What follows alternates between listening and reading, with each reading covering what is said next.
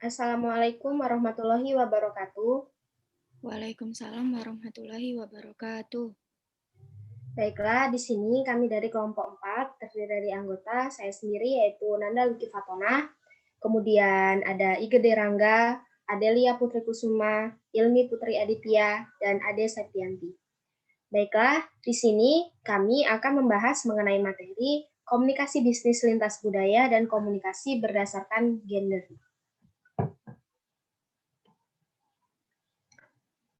Baik, yang pertama akan dibahas yaitu pengertian komunikasi bisnis lintas budaya. Komunikasi bisnis lintas budaya adalah komunikasi yang digunakan dalam dunia bisnis, baik komunikasi verbal maupun non-verbal, dengan memperhatikan faktor-faktor budaya di suatu daerah, wilayah, atau negara. Pengertian lintas budaya dalam hal ini bukanlah semata-mata budaya asing atau internasional, tetapi juga budaya yang tumbuh dan berkembang di berbagai daerah dalam suatu wilayah negara.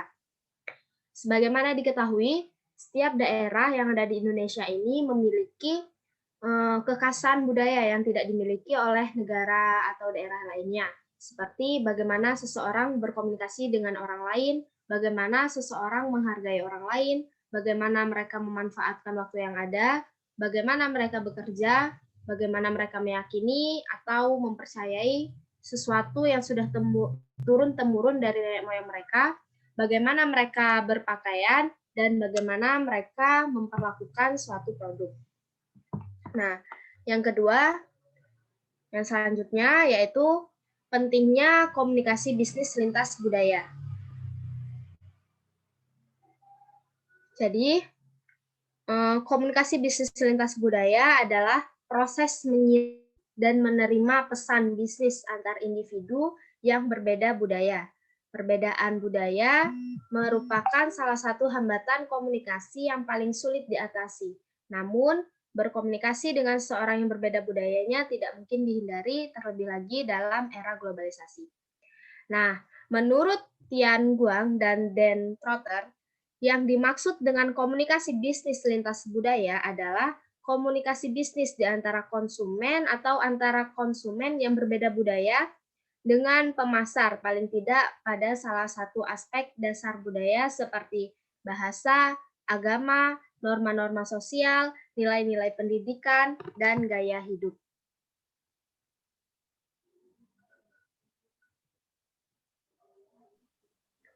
Nah, baik, selanjutnya akan dijelaskan oleh Ade Septian. Baiklah, selanjutnya mengenai memahami budaya.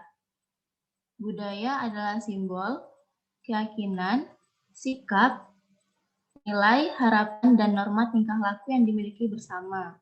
Budaya juga diartikan sebagai konvensi-konvensi kebiasaan, sikap, dan perilaku sekelompok orang. Semua anggota suatu budaya bertingkah laku dan berkomunikasi. Mereka bertindak cenderung dengan cara yang serupa sesuai asumsi yang dianut. Komunikasi budaya terjadi dalam berbagai situasi yang berkaitan dari interaksi antara orang-orang yang budayanya berbeda secara ekstrim hingga dalam interaksi antara orang-orang yang budayanya sama tetapi sebudayanya atau subkelompok budayanya berbeda. Besarnya perbedaan antara budaya-budaya yang satu dengan yang lain tergantung pada tingkat keunikan masing-masing. Kemudian mengenali perbedaan budaya. Yang pertama, nilai-nilai sosial. Nilai sosial adalah nilai yang dianut suatu masyarakat mengenai apa yang dianggap baik dan apa yang dianggap buruk oleh masyarakat. Nilai-nilai sosial dapat yang kedua, peran dan status. Budaya juga menentukan cara seseorang dalam menunjukkan rasa hormat kepada atasan. Konsep status juga berbeda-beda. Misalnya, manajer puncak di Amerika Serikat memiliki ruang kerja khusus, namun di Prancis, manajer puncak bekerja di ruang terbuka dan dikelilingi para manajer menengah. Kemudian yang ketiga, adat pembuatan keputusan.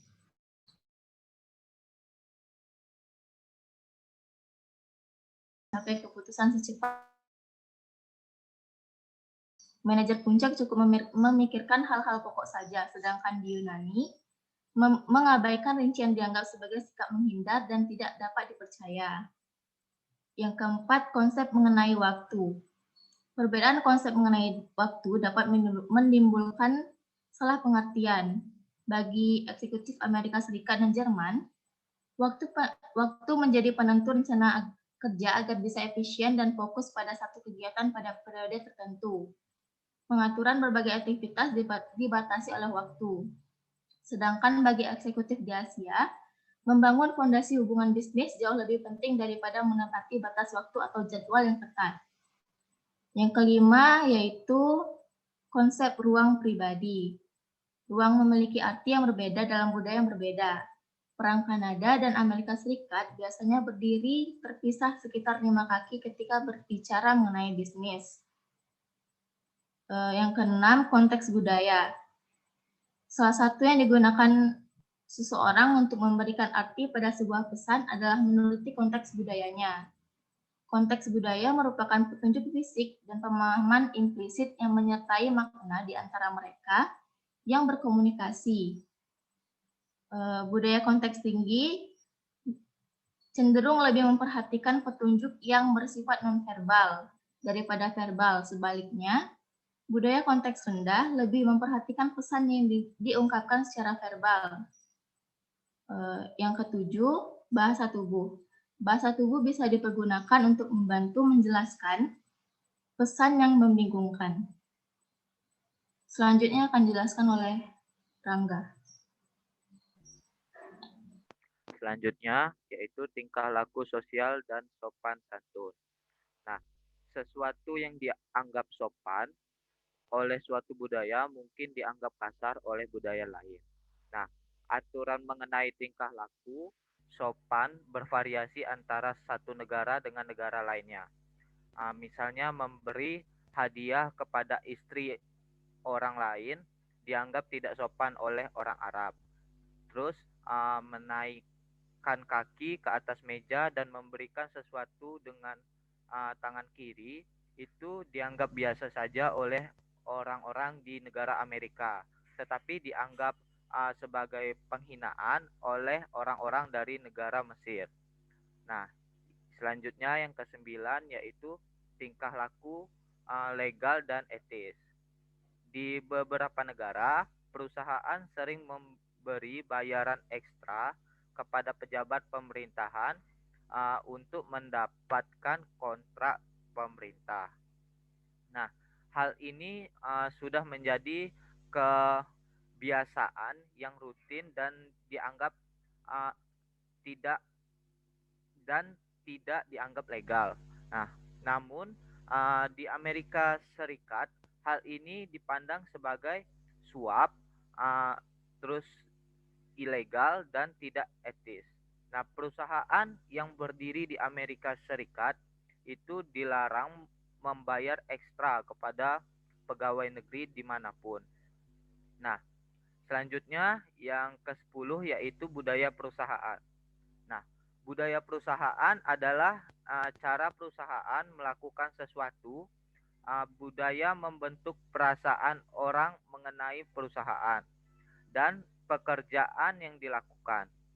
Cara menginterpretasikan dan mengartikan tindakan yang dilakukan orang lain, harapan yang menyangkut perubahan dalam bisnis, dan bagaimana cara pandang terhadap perubahan tersebut.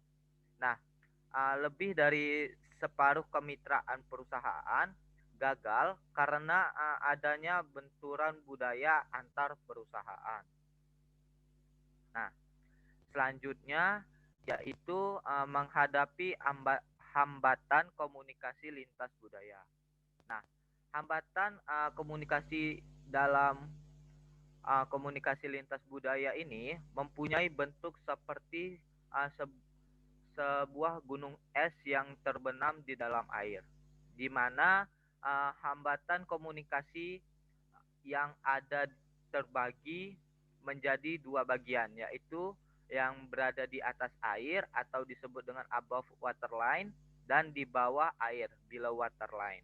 Nah, faktor-faktor hambatan komunikasi lintas budaya yang berada di bawah air atau below waterline adalah faktor-faktor yang membentuk perilaku atau sikap seseorang. Nah, hambatan semacam ini cukup sulit untuk dilihat atau diperhatikan.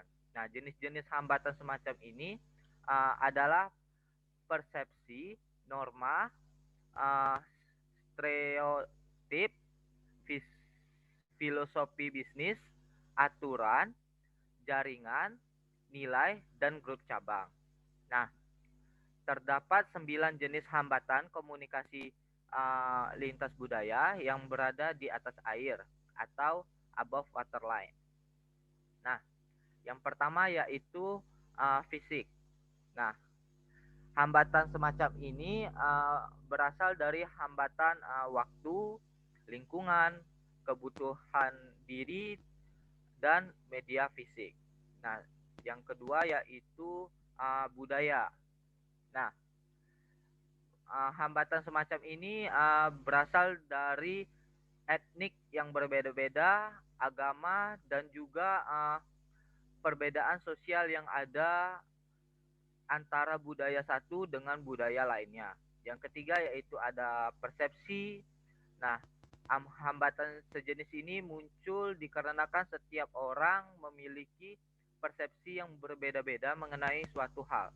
Nah, sehingga untuk mengartikan sesuatu setiap budaya akan mempunyai pemikiran yang berbeda-beda. Nah, yang keempat yaitu motivasi. Nah, hal ini berkaitan dengan tingkat motivasi dari pendengaran. Nah, maksudnya itu apakah pendengar yang menerima pesan ingin menerima pesan tersebut atau malas dan tidak punya motivasi sehingga dapat menjadi hambatan komunikasi. Nah, yang kelima yaitu pengalaman. Nah, pengalaman adalah jenis hambatan yang terjadi karena setiap individu tidak memiliki pengalaman hidup yang sama, sehingga setiap individu mempunyai persepsi dan juga konsep yang berbeda-beda dalam melihat situasi. Nah, yang keenam yaitu emosi. Nah, emosi atau perasaan pribadi ini berkaitan dari pendengaran. Apabila emosi pendengaran sedang buruk, maka hambatan komunikasi yang terjadi akan semakin besar begitu dan sulit untuk dilalui. Nah, yang ketujuh yaitu ada bahasa. Nah, bahasa hambatan ini terjadi apabila pengirim pesan atau sender dan penerima pesan atau receiver menggunakan bahasa yang berbeda atau penggunaan kata-kata yang tidak dimengerti oleh penerima pesan. Jadinya ada ketidaksinambungan begitu. Nah, selanjutnya yaitu nonverbal. Nah, hambatan nonverbal adalah hambatan komunikasi yang tidak berbentuk kata-kata, tetapi dapat menjadi hambatan komunikasi. Nah, contohnya wajah marah yang dibuat oleh penerima pesan ketika pengirim pesan melakukan komunikasi. Nah, wajah marah yang dibuat tersebut dapat menjadi penghambat komunikasi karena mungkin saja pengirim pesan akan merasa tidak maksimal atau takut untuk mengirim pesan kepada penerima pesan tersebut. Nah, selanjutnya yang terakhir yaitu yang kesembilan yaitu kompetisi atau competition. Nah, hambatan semacam ini tuh bisa muncul apabila menerima pesan sedang melakukan kegiatan lain sambil mendengarkan. Nah, contohnya itu menerima telepon seluler sambil menyetir. Nah, karena melakukan dua kegiatan sekaligus, maka penerima pesan ini tidak akan mendengarkan pesan yang disampaikan melalui telepon secara maksimal begitu. Karena akan susah untuk memfokuskan terhadap dua hal. Nah, selanjutnya akan dijelaskan oleh Adelia Putri.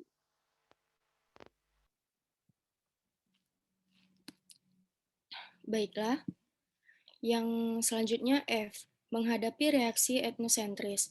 Etnosentris adalah kecenderungan untuk menilai semua kelompok lain menurut standar, tingkah laku, dan tradisi kelompok sendiri serta memandang kelompok lain lebih rendah. Semakin besar kesamaan kelompok lain dengan kelompoknya, semakin mereka dengan kelompok tersebut. Orang yang etnosentris sering berpandangan stereotip, yaitu berusaha memperkirakan tingkah laku atau karakter individu atas dasar keanggotaan mereka dalam kelompok atau kelas tertentu. Komunikasi akan terancam gagal karena tersinggung. Untuk menghindari reaksi etnosentris, dapat dipergunakan beberapa cara berikut. Yang pertama, menerapkan asas kesamaan. Tidak ada budaya inferior dan superior. Selain itu, tidak ada budaya yang salah dan tidak ada budaya yang benar. Yang kedua, ada menerapkan kaidah emas. Kaidah emas adalah memperlakukan orang lain sebagaimana kita ingin diperlakukan. Cara itu relatif mudah dilakukan karena tidak perlu dilakukan pemahaman terhadap nilai-nilai yang dianut orang lain. Yang ketiga, menerapkan kaidah timah. Kaidah timah adalah memperlakukan orang lain sebagaimana mereka memperlakukan diri mereka sendiri. Cara itu relatif lebih sulit dari kaidah emas karena harus memahami nilai-nilai yang dianut oleh orang lain. G. Komunikasi gender. Yang pertama, pengertian komunikasi gender. Komunikasi gender adalah salah satu bidang studi komunikasi yang menitik beratkan pada bagaimana manusia sebagai makhluk gender. Ivy dan Beckland mendefinisikan komunikasi gender sebagai komunikasi tentang antara laki-laki dan perempuan, atau gender communication is communication about and between men and women. Yang kedua, teori komunikasi gender. Berikut adalah teori-teori komunikasi gender, yaitu yang pertama ada gender-like theory, yang dirumuskan oleh Deborah Tannen. Teori yang dirumuskan oleh Deborah Tannen ini memandang bahwa cara terbaik untuk menggambarkan komunikasi gender adalah dalam bentuk komunikasi lintas budaya. Selanjutnya, standpoint teori yang dirumuskan oleh Sandra Harding and Julia Wood. Pencetus teori ini menyatakan perbedaan laki-laki dan perempuan dalam hierarki sosial mempengaruhi apa yang dilihat. Selanjutnya ada mood group teori yang dirumuskan oleh Cheris Kramarae. Teori yang dikemukakan oleh Cheris Kramarae menyatakan bahwa perempuan tidaklah sebebas laki-laki dalam hal mengatakan apa yang mereka inginkan, apa dan kapan mereka menginginkan hal tersebut, karena kata-kata dan norma-norma yang mereka gunakan dibentuk oleh dominan, yaitu laki-laki. Selanjutnya akan dijelaskan oleh Ilmi. Yang ketiga, karakteristik komunikasi gender. Komunikasi gender berkaitan erat dengan kebudayaan. Beberapa makna untuk maskulinitas dan feminitas. Dan bagaimana mengkomunikasikan identitas gender sebagian besar ditentukan oleh budaya. Budaya terdiri dari sistem kepercayaan, nilai-nilai, dan pelaku yang membentuk ideologi atau sistem sosial tertentu. Cara manusia mengkomunikasikan identitas gender dipengaruhi oleh budaya, penafsiran, pemahaman, penilaian, dan media yang ditampilkan beragam peran gender. Kemudian yang keempat ada gaya komunikasi gender. Perbedaan-perbedaan dalam gaya komunikasi gender dapat dilihat dari bahasa, tujuan berkomunikasi, pola bicara, dan komunikasi nonverbal. Nah, tujuan berkomunikasi ini pada perempuan, komunikasi bertujuan untuk membentuk hubungan rasional dengan orang lain. Sedangkan pada tujuan untuk laki-laki itu berkomunikasi adalah untuk membangun individualitas. Kemudian untuk pola bicara dapat dilihat dari tujuan dan karakteristik. Tujuan feminim itu membina hubungan, Sedangkan pada maskulin itu tujuannya adalah untuk mencapai kemandirian. Sedangkan untuk karakteristik feminim itu kesetaraan, mendukung, responsif, pribadi, dan tentatif. Sedangkan untuk karakteristik yang maskulin itu menularkan pengetahuan. Tidak ada pendekatan pribadi, abstrak, langsung, dan kurang responsif. Kemudian ada komunikasi nonverbal. Dalam hubungannya dengan gender, ini terdapat 7 pesan nonverbal yang berperan dalam komunikasi gender. Yang pertama, artifaktual. Itu seperti penggunaan pakaian dan kosmetik. Yang kedua, ada proksemik, atau penggunaan ruang personal dan sosial. Gender maskulin dipandang sebagai pihak yang memiliki posisi yang kuat dalam budaya kita. Laki-laki lebih banyak mengambil ruang, baik di rumah maupun kehidupan sosial dibandingkan dengan perempuan. Selanjutnya, kinestik atau gerak tubuh. Laki-laki menggunakan gerak tubuh untuk sebagai tanda menunjukkan kekuatan dan kendali, sedangkan pada perempuan itu sebagai bentuk pendekatan dan keramah tamahan. Kemudian ada paralinguistik atau suara. Nah, cara pengucapan pesan nonverbal antara laki-laki dan perempuan tidak sama. Jika paralinguistik merupakan alat yang paling cermat untuk menyampaikan pesan kepada orang lain. Jika tidak hati-hati dalam penggunaannya dapat menimbulkan miskomunikasi. Kemudian ada sentuhan. Laki-laki menggunakan sentuhan untuk menunjukkan arah kepada orang lain, sedangkan perempuan itu menggunakan sentuhan untuk menunjukkan kepedulian. Kemudian ada atribut fisik. Nah, laki-laki cenderung menggambarkan sebagai makhluk yang bertubuh besar dan kuat, sedangkan perempuan itu digambarkan sebagai makhluk yang lebih kecil. Yang terakhir ada kebungkaman. Untuk kebungkaman memberikan pengaruh yang besar dalam komunikasi gender kalau dilihat dari sejarahnya. Perempuan dibungkam dalam semua sistem kebudayaan yang ada di dunia. Mungkin hanya itu yang dapat saya jelaskan.